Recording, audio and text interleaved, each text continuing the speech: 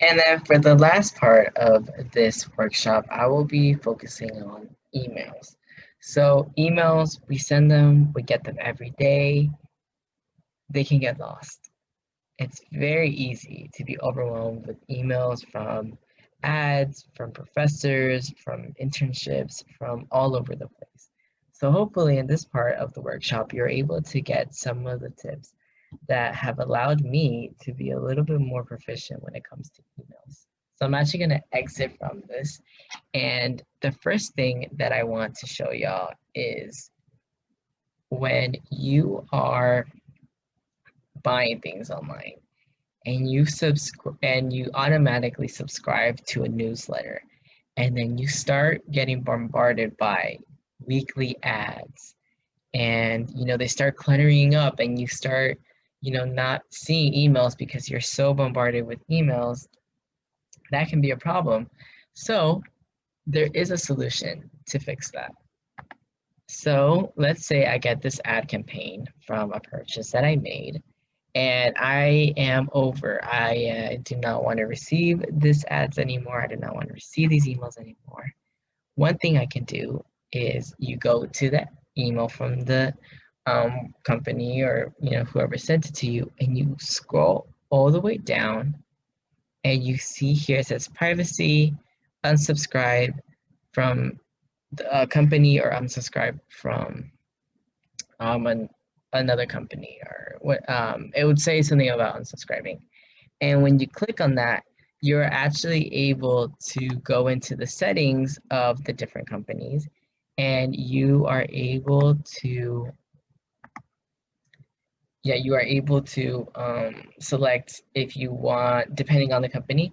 Sometimes you can say if you want the email once a week. Say maybe it's too much. You don't necessarily want to cut ties from receiving emails from this, but you would rather just have it once a week. You can do that for some companies.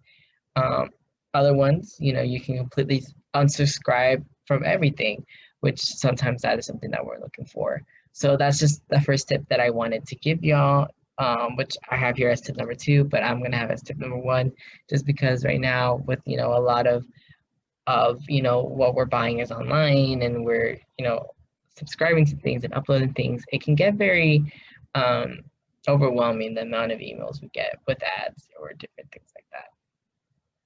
And this connects really well with the first tip, which for this presentation will be tip number 2, is to have separate emails. So as annoying as it may seem, it's very important to have your school email be separate from your work email, from your internship email. It's very important to have these separate. And there's a variety of reasons of why. So the first is, it's just generally good practice. Say if you are in an internship or you have a job email, to have that job email be fully job, just for job. Not make purchases using that email, or give out that email to anything other than work-related aspects. And we can apply this ideology to different things. So for example, we all have our SJSU emails, which we use that primarily to communicate with other students, with professors, to get emails from Canvas, to get emails from notifications from the school. And I really recommend keeping your SJCU email to be your own school email, to not purchase things using it, or to give it out, when you're filling out a survey, because it will overwhelm your email mailbox, and it's very easy that way to lose things or to not respond to things because you get bombarded or you get clustered with different ads or emails that do not pertain to what you're going to use that email with.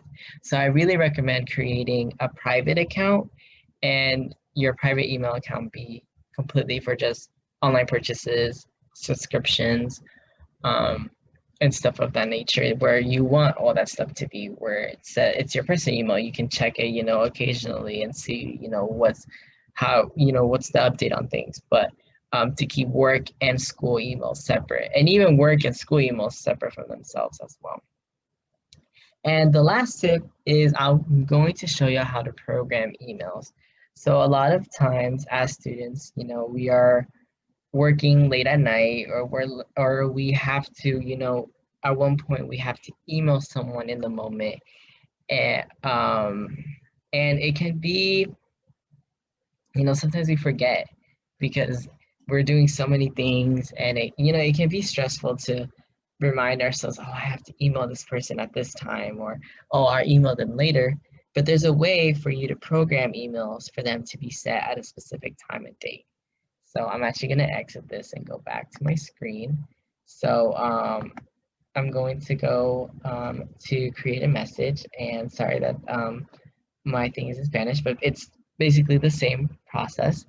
Um, you're gonna write, who it's from, who it's to. So let's just say I'm sending it to myself. You can add, the subject, all that stuff. And one thing that you are able to do, if you go into this little arrow, you can go to program send, and you are actually able to and see what time and date when you want it. So right here we have mañana por la mañana, so like in the tomorrow for in the morning. You have esta tarde, today, in the afternoon, or lunes por la mañana, Monday morning.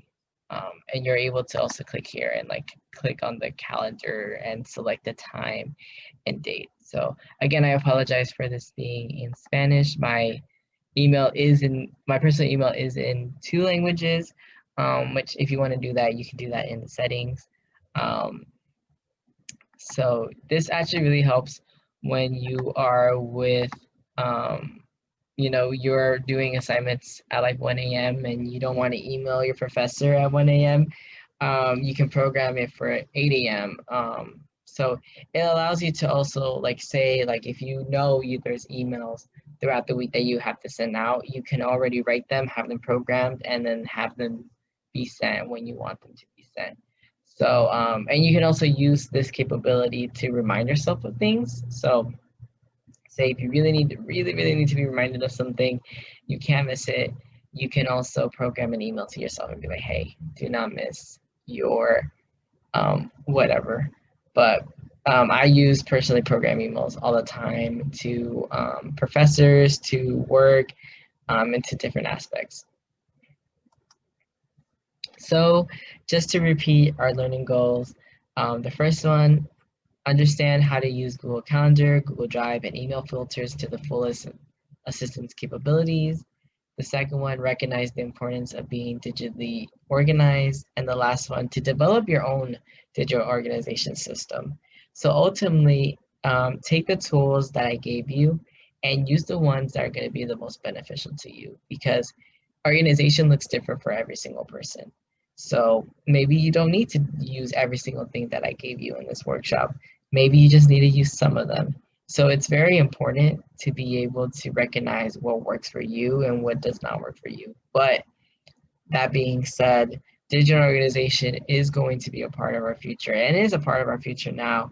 And it's better to take the time right now to truly figure out how we want our digital information, our digital documents to be organized, than when we need them not be able to access them, or to carry on for our duties and what we need to do if we are unorganized.